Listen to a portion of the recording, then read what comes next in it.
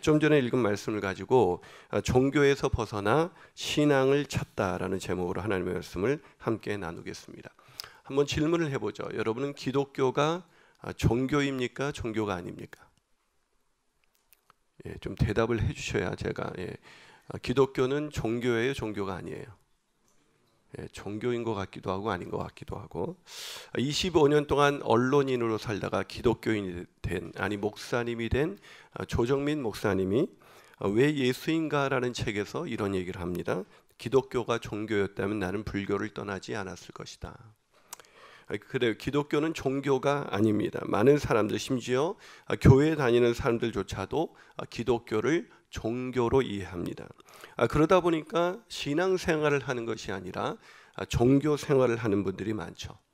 네, 여러분, 종교는 인간의 무거운 짐이 됩니다. 그래서 신앙생활을 하다 보면 참 기쁨이 넘치는데 종교 생활을 하다 보면 기쁨이 사라지고 오늘도 또 교회 가야 되나?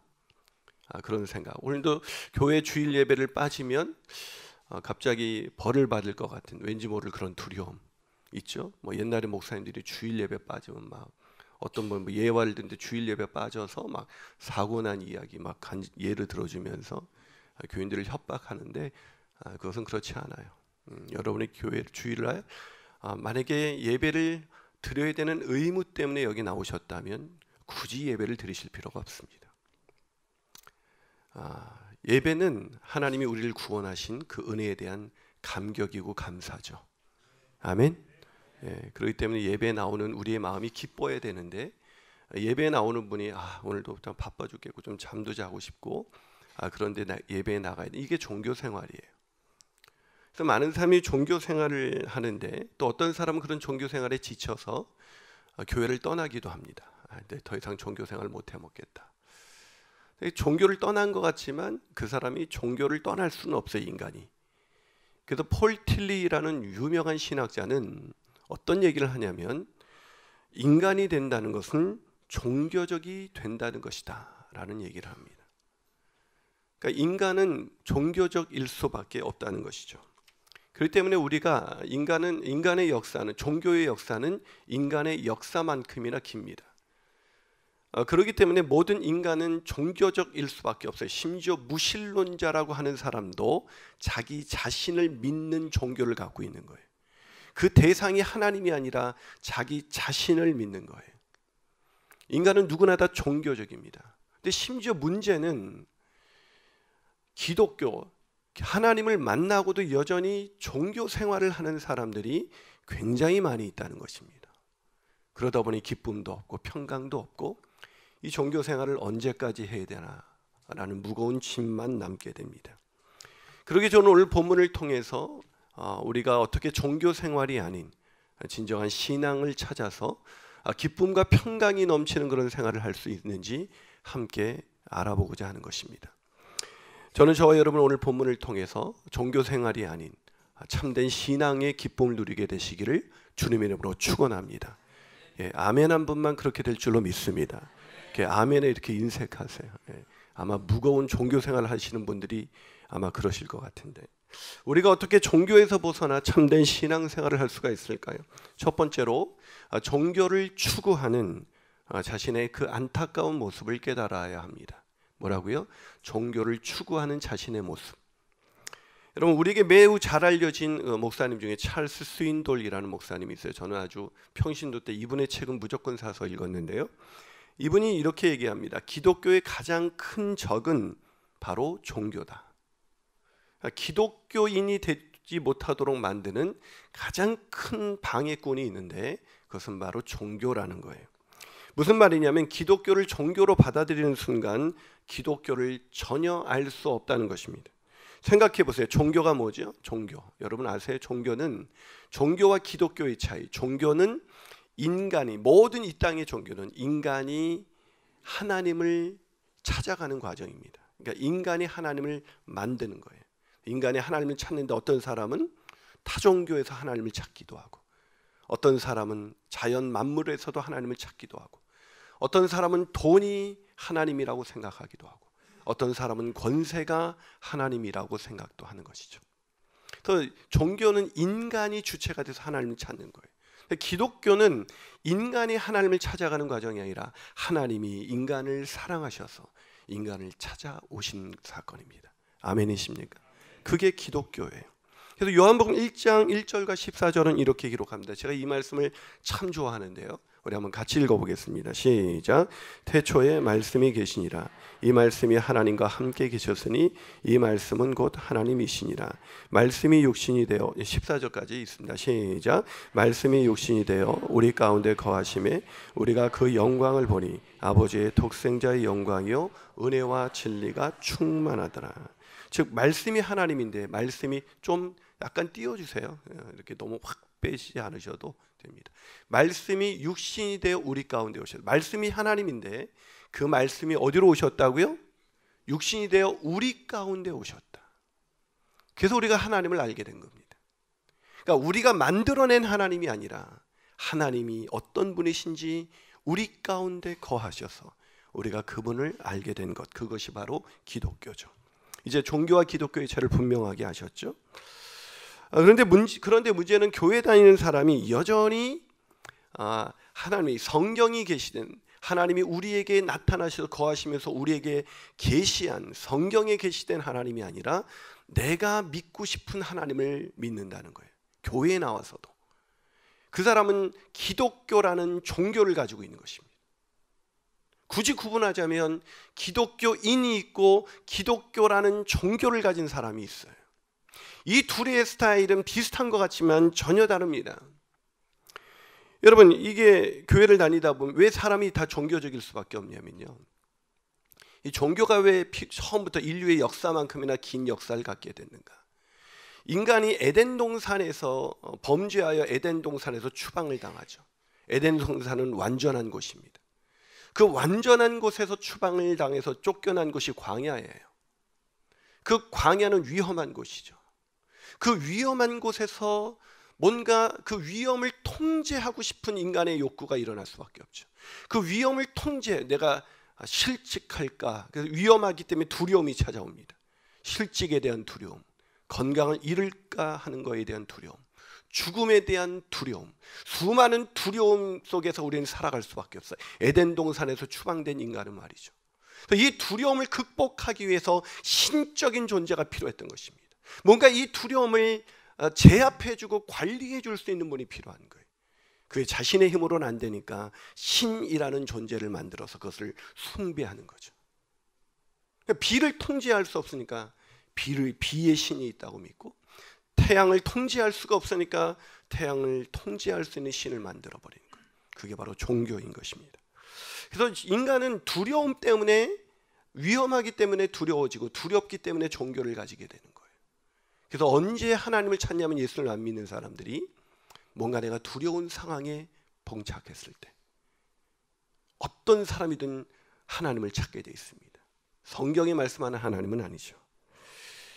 그래서 그 기독교인들도 기독교인이 된 근거가 뭐냐면 성경에 계시된 하나님을 알아서 믿음을 가진 게 아니라 내 어려움을 뭔가 하나님이라는 존재가 좀 극복해 줄 수 있지 않을까, 내 이 난관을 하나님이라는 존재를 믿으면 좀 해결해 줄 수 있지 않을까라는 생각 때문에 하나님, 기독교라는 종교에 입문한 분이 있어요. 그래서 이분에게 하나님은 어떤 분이냐면 내 어려움을 해결해 주고 내 문제를 도와줄 뿐만 아니라 내가 원하는 소원을 이루어 주셔야 돼요. 그래서 믿어주는 거죠. 근데 이 기도를 안 들어주면 하나님께 실망합니다. 그리고 종교를 바꿔요. 그게 기독교라는 종교예요. 그래서 스카이 제선이라는 그 목사님은 종교에 죽고 예수와 살다라는 책에서 현대인들은 자신들이 원하는 것을 해주고 자신들의 문제를 해결해주며 자신들의 목표를 이루도록 도와주는 신을 원한다. 그래서 이런 하나님, 기독교라는 종교를 믿는 사람은요, 하나님과 주로 기도도 보면, 기도의 내용을 보면 하나님과 거래를 해요. 하나님 도와주세요. 이거 해주세요. 그럼 내가 헌신하겠습니다. 하나님 이 사업 잘 되게 해주시면 제가 하나님 앞에 헌금하겠습니다. 거래를 하죠. 그래서 오늘날 기독교라는 종교를 그 믿는 사람들의 대다수는 어떤 성향을 보이게 되냐면 소비주의적 신앙을 갖게 됩니다. 그래서 소비할 때 여러분 어떤 걸 찾으세요? 나에게 좋은 물건을 찾듯이 좋은 교회를 찾는다는 것이 내가 봉사할 수 있는 교회, 내가 헌신할 수 있는 교회를 찾는 것이 아니라 내가 보기에 괜찮은 교회를 찾죠. 죄송하지만 그것은 세속화된 인간의, 종교적인 인간의 아주 전형적인 모습입니다. 하나님이 나에게 어떤 교회를 섬기게 하시는가라는 것이 중요한 것이 아니라 내가 찾는 좋은 교회가 더 중요한 것이죠. 또 어떤 사람은 소비주의의 반대는 사명주의인데, 이 사명주의는 하나님을 위해서 나는 일한다는 것입니다. 근데 그 사람들을 간만에 면면을 찾아보면 하나님을 위해서 일했는데 하나님이 나에게 어떤 보상을 안 해주시면 화가 나요. 그 대표적인 것이 오늘 본문에 소개된 바로 종교적인 인간들입니다. 그러니까 사명, 하나님은 여러분, 하나님은 하나님이세요. 아멘이십니까? 그분은 인간의 도움이 필요 없다는 얘기입니다. 아멘이십니까? 인간의 섬김이 필요 없다는 얘기입니다. 아멘이십니까? 그럼 우리가 하나님을 위해서 해드릴 일은 하나도 없어요. 죄송하지만 제가 김인환 목사가 여기 와서 동탄에서 개척을 했다고 해서 하나님을 위해서 뭘 해드린 게 아니에요. 하나님이 나를 쓰시는 것이 은혜인 것입니다. 이것이 종교적인 인간과 비진정한 신앙인의 차이죠. 그래도 종교적인 인간은 하나님을 위해서 일하다가 지쳐가요. 내가 언제까지 하나님을 위해서 이렇게 일해야 돼? 나한테 도대체 해준 게 뭐가 있어? 그래요. 그런데 하나님의 부르심을 받아서 하나님의 은혜를 아는, 참된 기독교를 아는 사람은 나를 부르신 그 은혜에 감사합니다. 그래서 제가 한번 어저께도 그 금요일 날도 우리 목자 교육을 하는데 목자님들한테 그렇게 했어요. 종교적인 인간과 참된 신앙을 가진 사람은 어떻게 교회에서 봉사하는 게 다르냐. 종교적인 사람은 억지로 해요. 왜요? 보상을 받아내기 위해서. 그래서 열심히 집에서 예를 들면 아내가 여보 청소 좀 해줘요. 그럴 때 이 아내를 사랑하는 사람은 어떻게 해요? 여보 말하기도 전에 여보 내가 뭐 할 거 없어? 그러죠. 그럼 막 열심히 청소를 해요. 그래서 다 했어요. 여보 됐어요. 그럼 또 뭐 할 거 없어? 그래요. 왜요? 사랑하면 그 사람을 위해서 일하는 게 기쁨이거든요. 아멘이십니까? 그런데 아내를 사랑하기 때문에 의무 때문에 하는 남편이 있어요. 여보 청소 좀 해줘요. TV 봐야 되는데. 그래 알았어. 슬슬 하죠. 억지로 하는 거니까. 하다가 다 했어? 됐어? 여기도 안 해줘. 아이씨. 다 됐어? 다 됐어요. 끝. 이게 종교적인 인간과 참된 기독교인의 차이예요. 많은 사람들이 교회에서 일하면서 상처를 받습니다. 왜 그럴까요? 참된 신앙을 알지 못하기 때문이죠. 그럼 오늘 본문에는 참된 신앙을 갖지 못한 대표적인 종교적인 인간이 소개되어 있어요. 본문 1절과 2절입니다. 자, 본문 1절, 2절 한번 읽어보겠습니다. 시작. 사도들이 백성에게 말할 때 제사장들과 성전 맡은 자와 사두개인들이 이르러 예수 안에 죽은 자의 부활이 있다고 백성을 가르치고 전함을 싫어했다. 여러분, 예수님은 하나님이세요. 아멘? 근데 그 하나님을 싫어해요. 누가? 하나님을 믿는다는 사람들이. 이게 말이 안 맞죠.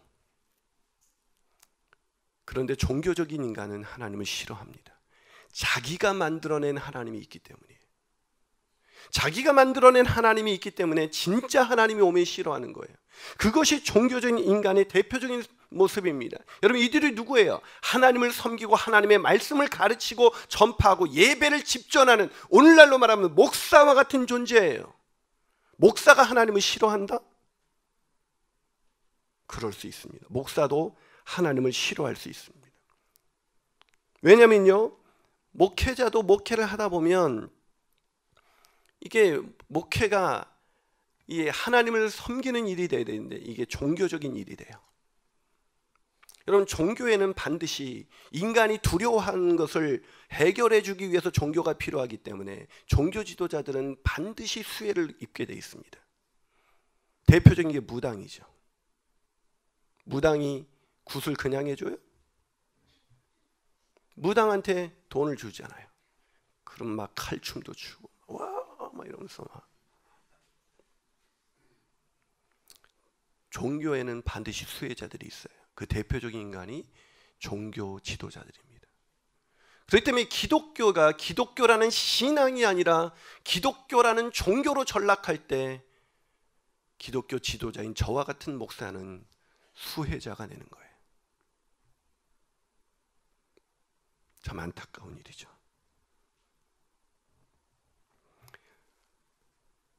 사랑하는 여러분 정말 하나님을 사랑하시는가? 내가 만들어낸 하나님이 아니라 성경에 계시된 하나님, 그분을 사랑하게 되시기를 주님의 이름으로 축원합니다. 한 발 더 나가서 우리가 어떻게 종교에서 벗어나 참된 신앙을 가질 수가 있을까요? 두 번째는 자신이 인생의 주인이 아니라는 것을 깨달아야 돼요. 제가 12살 때부터 결핵성 골수염을 앓아서 25살 때 한쪽 다리를 절단한 그런 안타까운 사람이 있어요. 근데 이 사람에게 시적인 재능이 있어서 시인이 됐는데 이분이 세계적인 시인이 됐어요. 바로 19세기 영국의 시인인 윌리엄 어니스트 헨리라는 분이에요. 이분이 그 쓴 시 중에 가장 유명한 시는 바로 인빅투스라는 시입니다. 인빅투스. 근데 이것은 굴하지 않는, 정복당하지 않는 이런 뜻이죠. 제가 시를 한번 원문으로 읽으면 여러분이 못 알아듣기도 하고, 문제는 제가 발음이 안 좋아요. 그래서 제가 한국말로 읽어드리겠습니다. 나를 감싸고 있는 밤은 온통 칠흑 같은 암흑. 나는 그 어떤 신이든 신께 감사하노라. 꼭 그리스도인 같죠? 내게 굴하지 않는 영혼을 주셨음을. 잔인한 환경이 마수에서 난 움츠리거나 소리내어 울지 않았다. 운명의 몽둥이에 두들겨 맞아 내 머리는 피를 흘리지만 굴하지 않노라. 분노와 눈물의 이 땅을 넘어 어둠의 공포만이 어렴풋하다. 그리고 오랜 재앙의 세월이 흘러도 나는 두려움에 떨지 않을 것이다.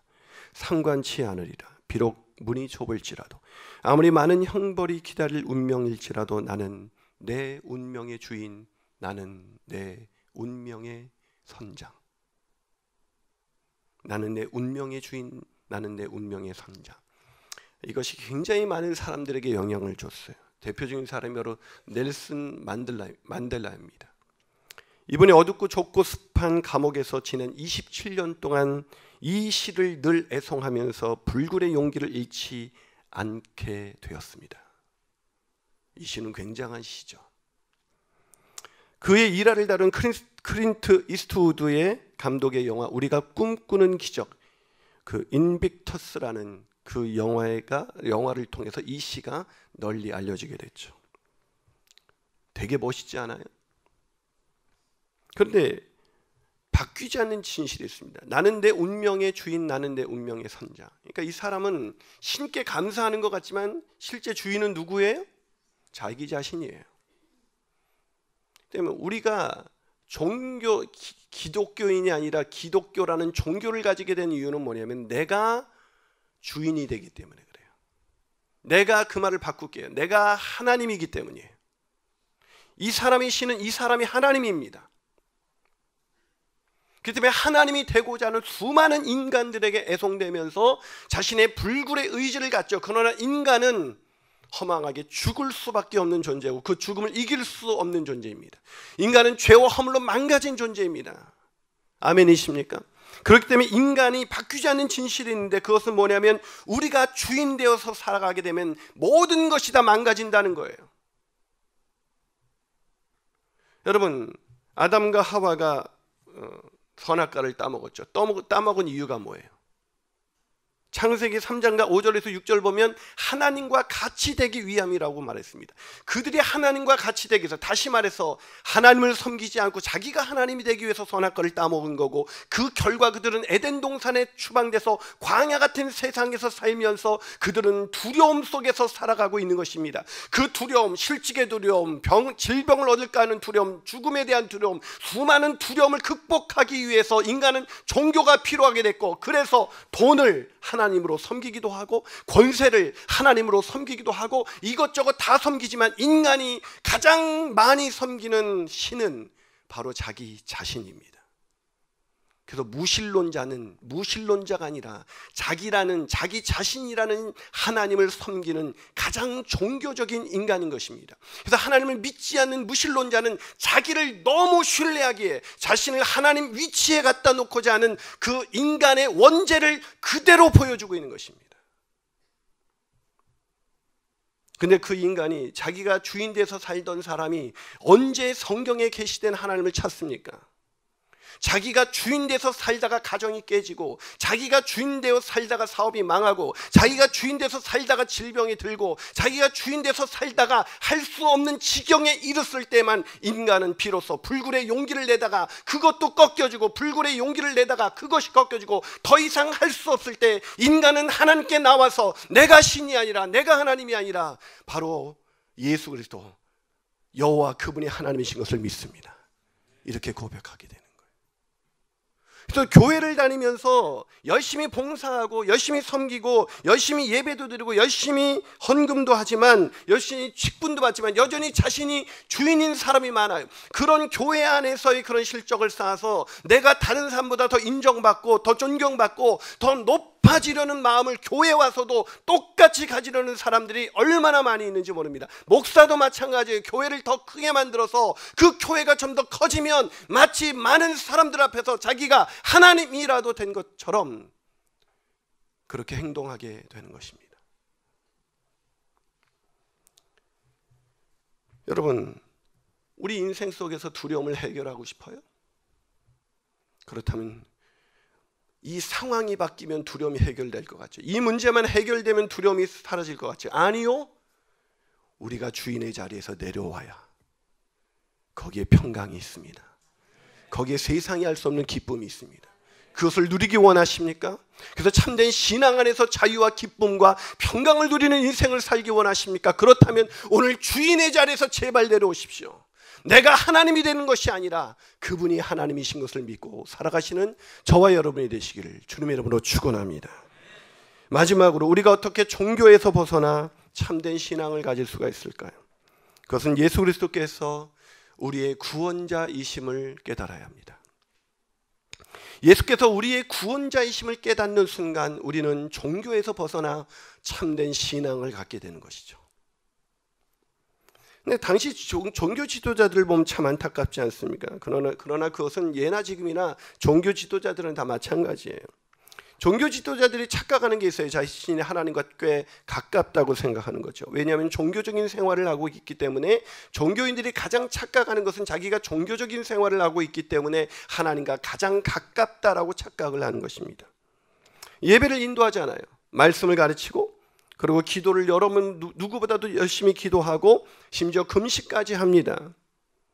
그러다 보니까 내가 하나님과 꽤 가깝다라고 생각하기가 쉬워요. 아니요. 오히려 종교 지도자들처럼, 오늘 본문에 있는 종교 지도자들처럼 그런 종교 생활을 열심히 하다 보면 수혜자가 됩니다. 말씀드린 것처럼. 그러다 보면 하나님을 잃어버린 채 이제 형식적인 종교 생활에 길들여지기 쉬워요. 먼저 누구도 말할 것 없이 제 자신이 그런 위험을 늘 느낍니다.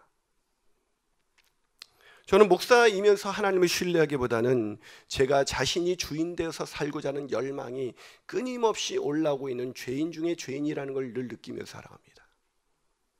제가 어제 예수가 주인이신 것을 인정했다고 해서 오늘도 그렇게 살아갈 수 있는 인간이 아니더라고요. 여러분, 인간은 원죄를 가졌다는 것은, 본질상 죄의 노예라는 것은 본질이 그렇다는 거예요. 본질이 자기가 하나님 노릇하는데 매우 익숙하다는 것입니다. 자신이 주인 노릇하는데 익숙해져 있다는 것입니다.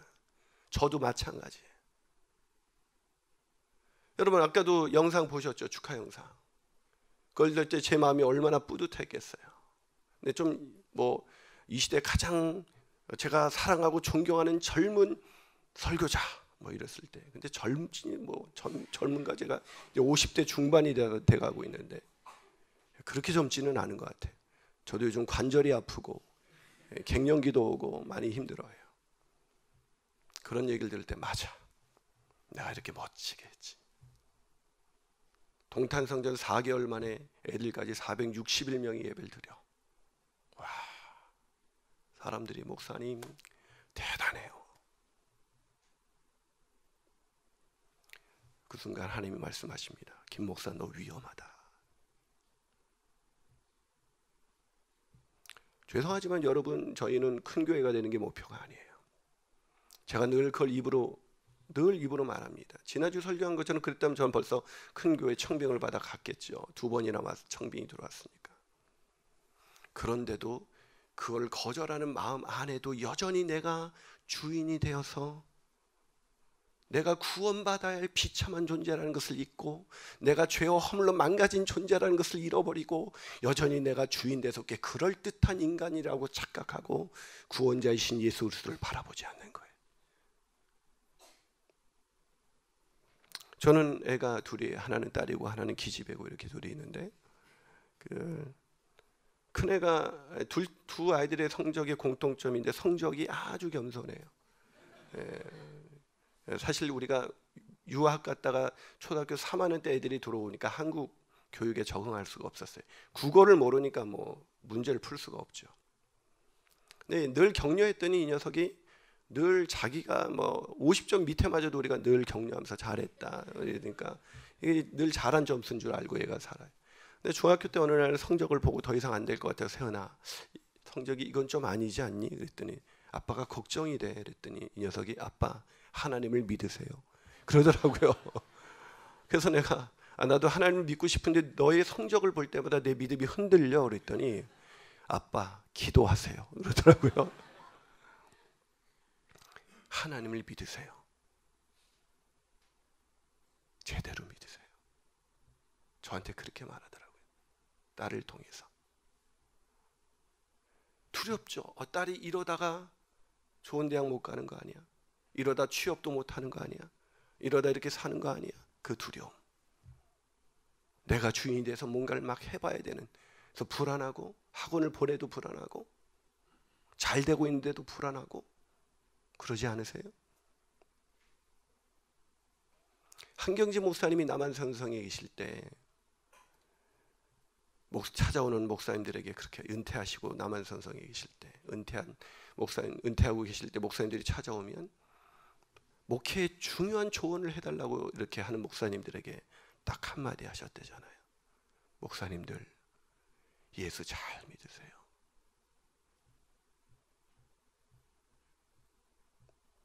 제가 목사로 살아가면서 제가 신학교 때는 예수 잘 믿고 있었어요.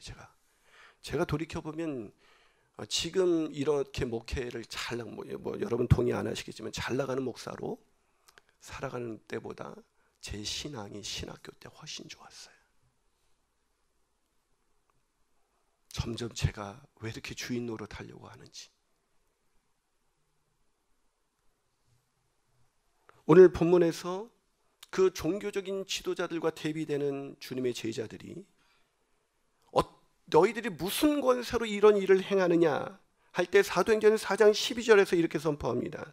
한번 읽어볼까요? 있습니다. 시작. 다른 이로서는 구원을 받을 수 없나니 천하 사람 중에 구원을 받을 만한 다른 이름을 우리에게 주신 이가 없느니라. 뭐라고요?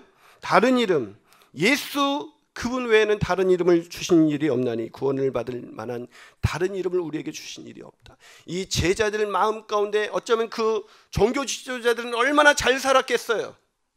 얼마나 부자였겠어요. 여러분 종교 지도자가 되면 부자로 살 수 있어요. 그래서 목사 된다면 그렇게 말리지 마세요. 부자가 될 수 있으니까.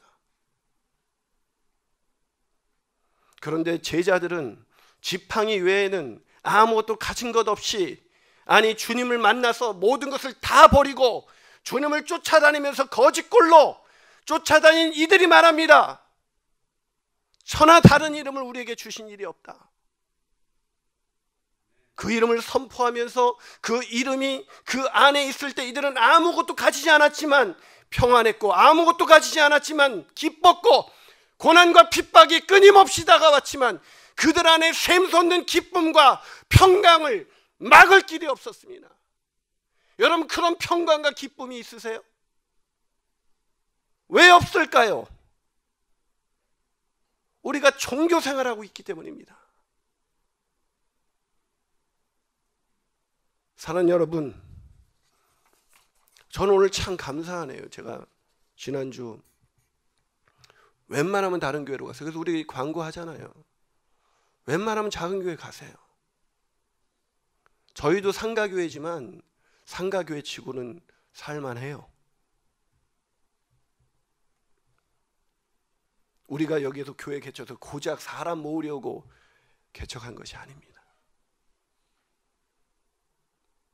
참된 신앙을 알지 못한 채 광야 같은 세상에서 두려움 속에서 신을 찾는 이들에게 참된 하나님, 참된 예수 그리스도가 여기 계시다.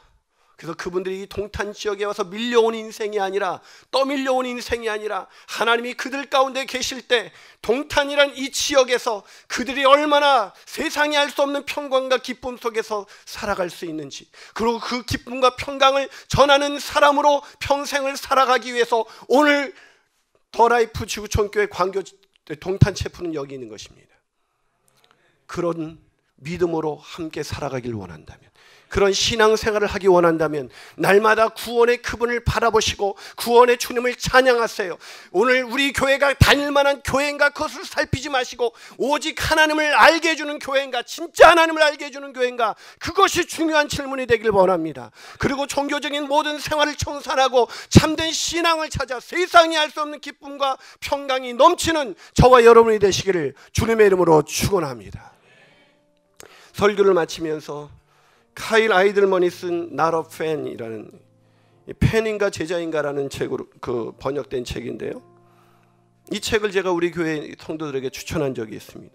한때 자신이 예수 그리스도의 제자라고 생각하고 목회를 하던 젊은 목회자였던 카일 목사님, 굉장히 성공적인 미국 목회자가 자신이 진정한 주님의 제자가 아니었음을 깨닫고 회개한 다음에 쓴 책입니다. 이 책 읽으면서 저도 얼마나 펑펑 울었는지 몰라요.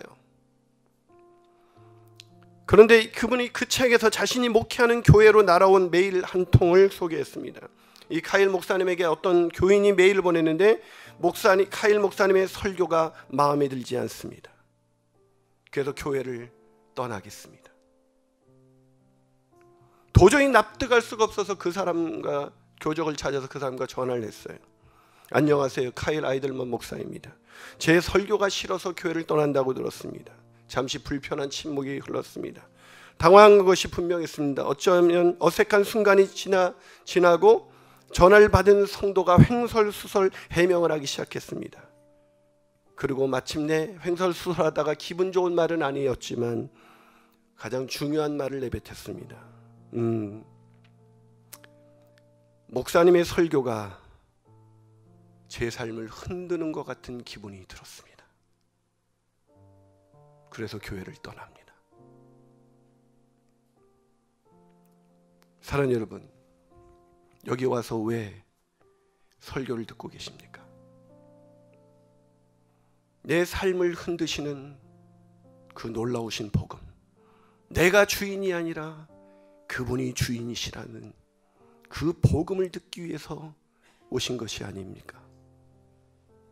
만약 그것이 아니라면 카일 아이들먼 목사님의 이 성도처럼 저희 교회를 떠나셔도 무방합니다. 우리는 죄와 허물로 망가진 인간을 사랑하셔서 그 광야에서, 에덴 동산에 쫓겨나서 광야 같은 세상에서 두려움과 불안 속에서 살아가는 우리를 구원하시기 위해 자기 아들을 아낌없이 내어주신 그 하나님의 사랑, 그 사랑으로 보내신 자 예수 그리스도, 그분을 내 인생의 구원자로 주님으로 믿는 그런 공동체, 그래서 교회라고 부르는 그런 공동체, 그런 공동체를 여기서 시작하고 있는 것입니다. 만약 그런 공동체를 시작하고 싶다면 종교 생활을 포기하시고 훈련을 받으시기 바랍니다. 공동체에 들어가시기 바랍니다. 그래서 함께 이 복음을 위하여 살아가시는 저와 여러분이 되시기를 주님의 이름으로 축원합니다. 기도하시겠습니다.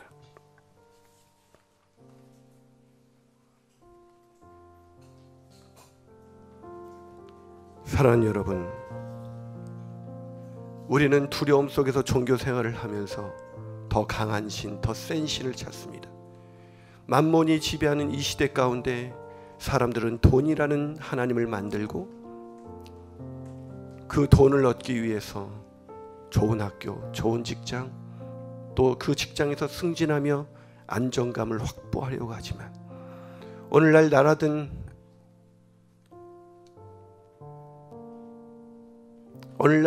퇴직 소식에 그 안정감은 한 방에 그냥 무너지는 것입니다.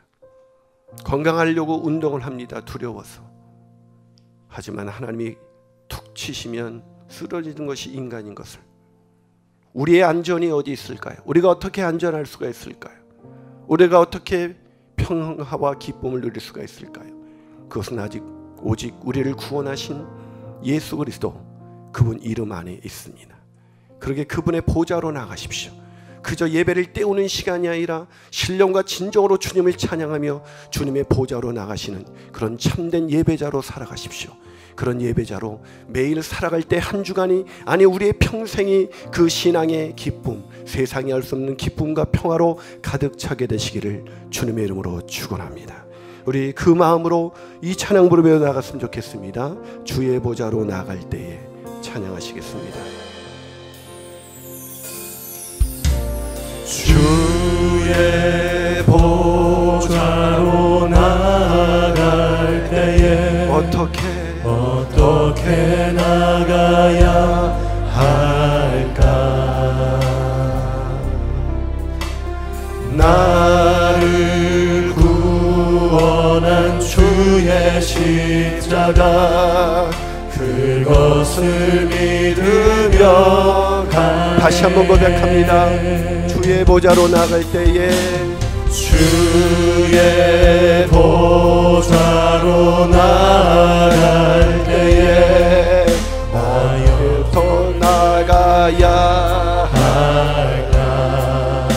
나를 구원한 주의 십자가, 그것만을 믿으며 나가시기를, 그것을 믿으며 가네. 자격 없는 내 힘이 아닌, 자격 없는 내 힘이 아닌, 오직 예수님의 보혈로, 오직 예수님의 보혈로, 자격 없는 내 힘이 아닌, 자격 없는 내 힘이 아닌, 오직 예수님의 보혈로, 오직 예수님의 보혈로. 우리 손을 높이 들고 주님을 향해 나갑니다. 십자가의 보혈, 십자가의 보혈,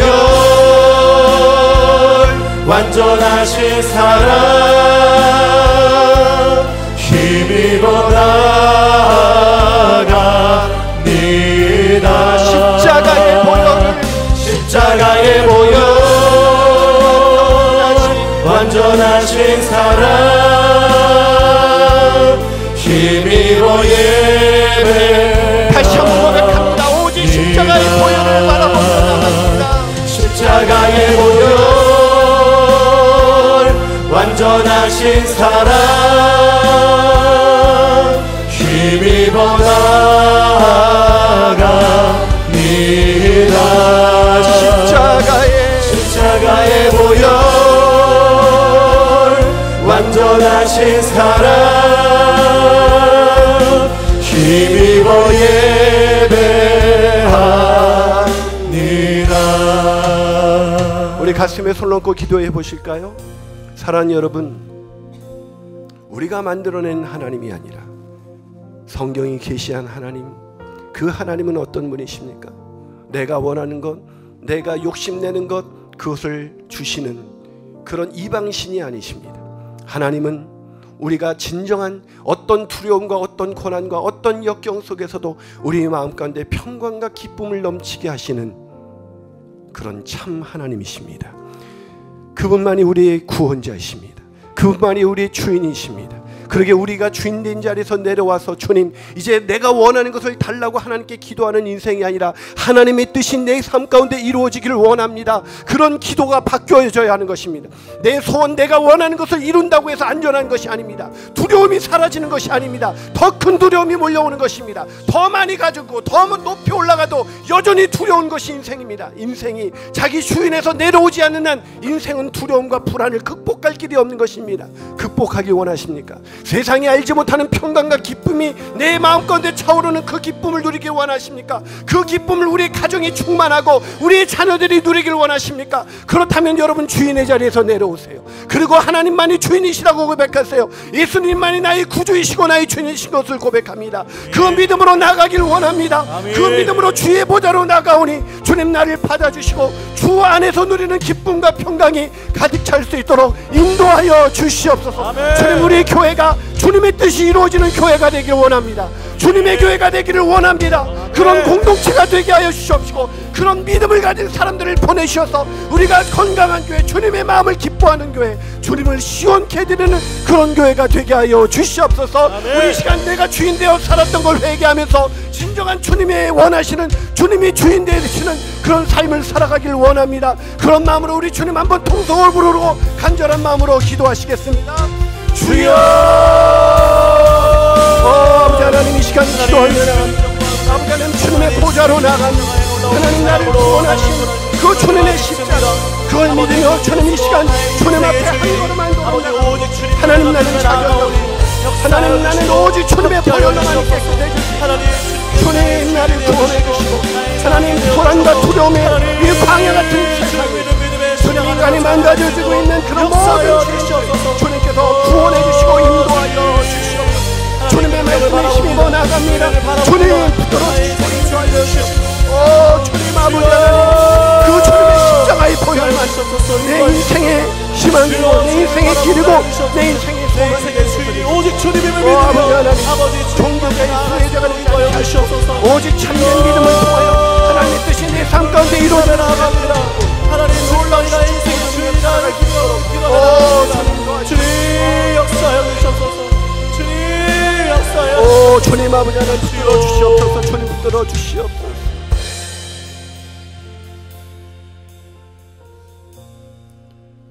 조용히 침묵 가운데 기도해 보시죠. 지난 세월 어떻게 신앙생활 하셨습니까? 혹시 종교생활을 해오면서 너무나 무거운 짐을 지고 살아가기도 힘든데 주일에 드려진 이 감격스러운 예배가 무거운 종교적인 의무로 전락하지는 않았습니까? 주님은 그러기 위해서 우리를 구원하신 것이 아닙니다. 주님은 에덴 동산을 떠나 광야 같은 인생에서 불안과 두려움에 떨 수밖에 없는 인간을 구원하시기 위해 이 땅에 오셨고 십자가에 달리셨습니다. 그분을 바라보세요. 다른 것 바라보지 말고 오직 그분을 바라보세요. 거기에 세상에 알 수 없는 평강과 기쁨이 있습니다. 오 주님, 주님만을 바라보겠습니다. 그 한마디 기도로 나가십시오. 침묵 속에 주님만을 바라보겠습니다. 주님만을 바라보겠습니다. 주님만을 바라보겠습니다. 오 주님, 하나님 아버지, 오늘 주의 보좌로 나아갈 때에 내 공로와 내 노력이 아닌, 내가 하나님 위해서 한 어떤 것이 아닌 오직 주님의 보혈을 의지함으로 주님께 나갑니다. 오늘 그렇게 나간 오늘 이곳에 있는 성도들 귀하게 보시고 세상이 알 수 없는 평강과 기쁨을 허락하여 주옵소서. 주인의 자리에서 내려오는 그 기쁨을 누리게 해주시고 주인 대신 예수 그리스도를 따라가는 놀라운 축복을 누리며 이 동탄의 삶이 시작될 수 있도록 역사하여 주시옵소서.